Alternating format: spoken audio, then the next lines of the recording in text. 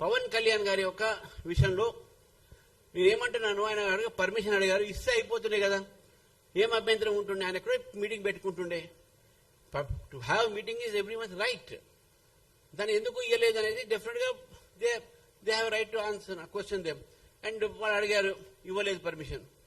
కానీ దాన్ని ఇష్యూ తీసుకొచ్చి అదేదో బీజేపీ మీద రుద్దడానికి నరేంద్ర మోదీ గారు చంద్రబాబు నాయుడు ఇంటికి, పవన్ కళ్యాణ్ గారి ఇంటికి పోతేనే మీ గుండెలో ఇన్ని రేలుబడబడుతున్నాయి, భయపడుతున్నారు, తెలంగాణ సెంటిమెంట్ రెచ్చగొట్టే ప్రయత్నం చేస్తున్నారు. నేను బీఆర్ఎస్ పార్టీని ఒకటే మాట్లాడుతున్నాను, ఏ ఎంఐఎం అయితే తెలంగాణని తిట్టింది, తెలంగాణ ఉద్యమంలో పార్టిసిపేట్ చేయలే, మీరు గెలిచిన తర్వాత ఫస్ట్ మీరు గలా మిలాయించింది ఎంఐఎంతోని. మరి తెలంగాణకు వ్యతిరేకంగా మీరు పనిచేసిన శక్తులకు మీరు చేశారా?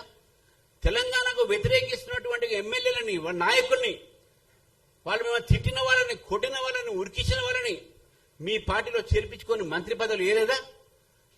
తెలంగాణ కోసం మీరు పెద్ద చేసినట్ట?